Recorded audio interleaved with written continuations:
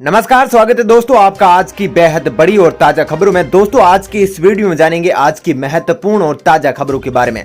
तो दोस्तों वीडियो में आगे बढ़े उससे पहले आपसे एक छोटी सी विनती है कि इस वीडियो को लाइक और शेयर जरूर कर दीजिएगा, साथ ही हमारे चैनल को भी सब्सक्राइब जरूर कर लीजिएगा। वहीं पर दोस्तों वीडियो में आगे बढ़े उससे पहले आपके जनरल नॉलेज में वृद्धि के लिए आपसे एक प्रश्न पूछना चाहते हैं। आज आपको कमेंट करके बताना है कि लक्ष्मण के बेहोश होने पर श्री राम ने संजीवनी बूटी लाने के लिए किसको भेजा था। जी हाँ, कमेंट करके उनका नाम आप जरूर बताइएगा। तो चलिए दोस्तों एक एक करके सभी बड़ी खबरों के बारे में विस्तार से जानते हैं। पहली खबर, आज से पूरे देश में नेशनल हाईवे पर टोल टैक्स के लिए फास्टैग जरूरी वरना लगेगा जुर्माना।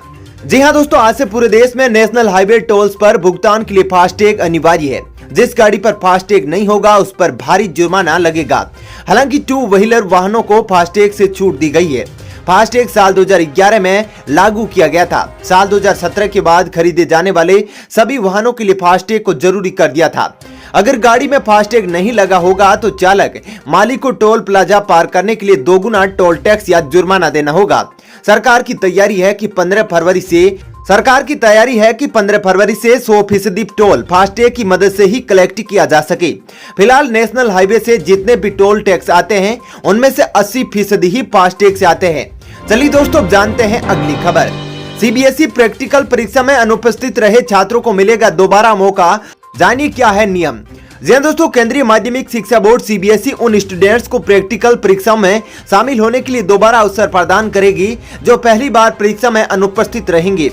अगर कोई स्टूडेंट सीबीएसई 10वीं और 12वीं की प्रायोगिक परीक्षा में किसी कारणवश शामिल नहीं हो पाता है, अर्थात अनुपस्थित रहता है, तो उसे प्रायोगिक परीक्षा में दोबारा शामिल किया जा सकेगा। इसके लिए स्टूडेंट्स को अपने स्कूल से संपर्क बनाए रखना होगा। वहीं स्कूल को अपने केंद्रीय कार्यालय से संपर्क करना होगा। सीबीएसई बोर्ड ने यह फैसला कोविड-19 के संक्रमण के चलते लिया है।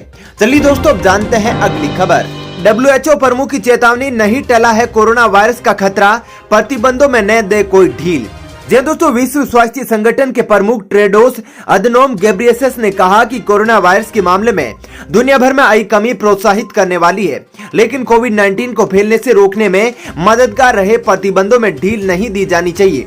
घेब्रेयेसस ने शुक्रवार को कहा कि दुनिया भर में संक्रमण के मामले में लगातार चौथे सप्ताह कमी आई है और मृतकों की संख्या में भी लगातार दूसरे सप्ताह कमी आई है। उन्होंने कहा कि ऐसा प्रतीत होता है कि संक्रमितों और मृतकों की संख्या में यह कमी जन स्वास्थ्य संबंधी कदमों को सख्ती से लागू किए जाने के कारण आई है। हम सभी संख्या में आई कमी से उत्साहित है, लेकिन मौजूदा स्थिति से संतुष्ट हो जाना वायरस जितना ही खतरनाक होगा।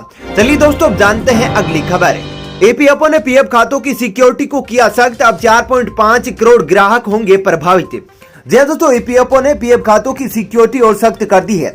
तमाम शिकायतें मिलने के बाद खातों में केवाईसी यानी नो योर कस्टमर में परिवर्तन के नियम और कड़े कर दिए हैं। अब बिना मूल डॉक्यूमेंट के केवाईसी में पीएफ अंशधारक का ब्यौरा नहीं बदलेगा। पहले ईपीएफओ मूल डॉक्यूमेंट के साथ उनका सत्यापन करेगा, तभी उसमें बदलाव किया जा सकेगा। ईपीएफओ ने केवाईसी में बदलाव के साथ ही पीएफ खाते में भुगतान पर रोक लगा दी है। नियोक्ता को भी पीएफ अंशधारक केवाईसी में मूल पत्रावली में ही बदलाव की एडवाइजरी जारी की है। मुख्यालय के क्षेत्रीय आयुक्त सलील शंकर ने नए निर्देश जारी कर दिए हैं। उसी में उन्होंने सभी सूबे के आयुक्तों को एडवाइजरी जारी की है कि केवाईसी में कोई बदलाव को गंभीरता से न ले। चलिए दोस्तों अब जानते हैं अगली खबर। सुशांत सिंह राजपूत की बहनों के मामले में आ जाएगा बॉम्बे हाई कोर्ट का फैसला। जी हां दोस्तों, दिवंगत अभिनेता सुशांत सिंह राजपूत की बहनों के खिलाफ भौतिक परामर्श के बिना अभिनेता को दवाई देने के लिए दर्ज एक मामले में बॉम्बे हाई कोर्ट ने सोमवार को अपना फैसला सुनाएगा। बता दें कि सुशांत की प्रेमिका रही रिया चक्रवर्ती द्वारा पिछले साल सितंबर में याचिका दायर की गई थी और उसी के बारे में मुंबई पुलिस ने एक एफआईआर भी दर्ज की थी। याचिका में दिल्ली स्थित एक डॉक्टर का भी नाम लिया गया है। सुशांत की बहनों ने हाईकोर्ट में एफआईआर को खारिज करने के लिए कहा है। चलिए दोस्तों अब जानते हैं अगली खबर। स्कूलों में शतरंज कार्यक्रम शुरू करेगा AICF, भारतीय शतरंज लीग भी होगी शुरू। जी दोस्तों, अखिल भारतीय शतरंज महासंघ के नए अध्यक्ष डॉक्टर संजय कपूर ने रविवार को भारतीय शतरंज को सुपर पावर बनाने का ब्लूप्रिंट देश के सामने रखा है। उन्होंने बताया कि भारत 2026 में होने वाले शतरंज ओलंपियाड की मेजबानी के लिए बोली लगाएगा। देश में जल्द ही हाई प्रोफाइल भारतीय शतरंज लीग भी शुरू होगी। यही नहीं, स्कूल स्तर पर शतरंज को लोकप्रिय बनाने के लिए स्कूलों में AICF शतरंज कार्यक्रम शुरू किए जाएंगे। हमारे 33 राज्य संघ एक साथ इसको लागू करेंगे। वहीं साथ ही डॉक्टर कपूर ने कहा कि हम चाहते हैं कि भारत का हर स्कूली छात्र शतरंज खेले। यह भविष्य की पीढ़ियों को बेहतर बनाने में मदद करेगा, क्योंकि इस खेल से स्वाभाविक रूप से जीवन कौशल सीखने को मिलता है। चलिए दोस्तों, जानते हैं अगली खबर। एक बार फिर बढ़े पेट्रोल, डीजल और गैस के दाम, आम आदमी के लिए बड़ा झटका। जानिए क्या है आज के ताजा रेट। जी दोस्तों, पेट्रोल और डीजल और गैस के दाम में आज एक बार फिर चढ़ गए हैं। अनियंत्रित हो चली पेट्रोलियम कंपनियों ने आज रसोई गैस के दाम में प्रति सिलेंडर 50 रुपए की वृद्धि की है। आज पेट्रोल के दाम में भी 27 पैसे और डीजल की कीमतों में 31 पैसे प्रति लीटर की वृद्धि की गई है। पिछले 34 दिन में पेट्रोल 5 रुपए 19 पैसे तथा डीजल 5 रुपए 36 पैसे महंगा हुआ है। आज पेट्रोल के दाम 95 रुपए 44 पैसे और डीजल के दाम 87 रुपए 69 पैसे प्रति लीटर हो गए हैं। वहीं पर कोरोना काल में जब देश की जनता अपनी आजीविका के लिए संघर्ष कर रही है, उस दौर में पेट्रोलियम कंपनियां पेट्रोल, डीजल और गैस के दाम बढ़ाकर आम जनता को कमर तोड़ने का काम कर रही है।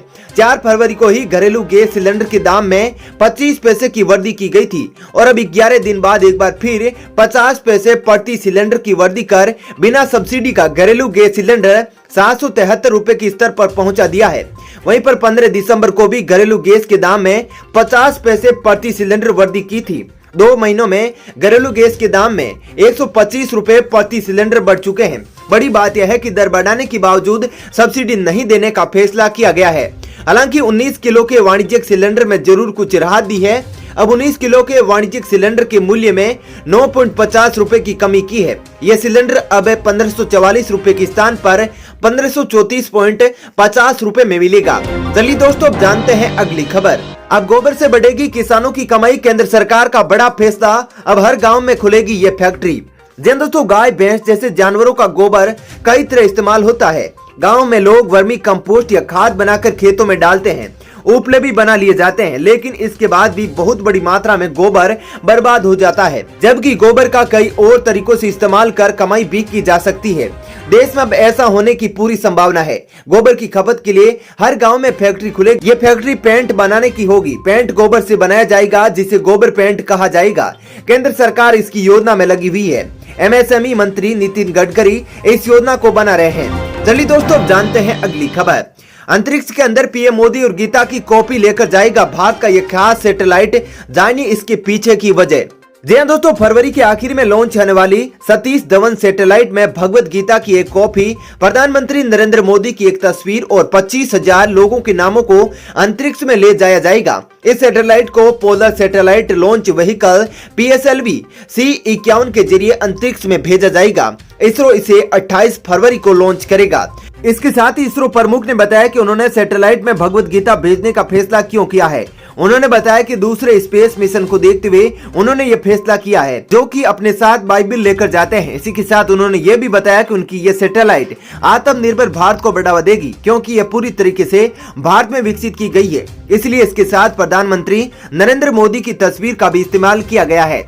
चलिए दोस्तों, अब जानते हैं अगली खबर। कर्मचारी के कोरोना पॉजिटिव होने के बाद भी बंद नहीं होगा ऑफिस। जानिए सरकार ने क्या की है नई गाइडलाइंस जारी। जी दोस्तों, देश में कोरोना वायरस के मामलों में कमी जरूर आई है, लेकिन संकट अभी पूरी तरह से टला नहीं है। इस बात को ध्यान में रखते हुए केंद्रीय स्वास्थ्य मंत्रालय ने कार्यस्थलों के लिए ताजा SOP जारी की है। समाचार एजेंसी PTI ने रविवार को बताया कि सरकार ने किस कार्यालय में कोरोना पॉजिटिव पाए जाने पर उस ऑफिस को बंद करने का नियम हटा दिया है।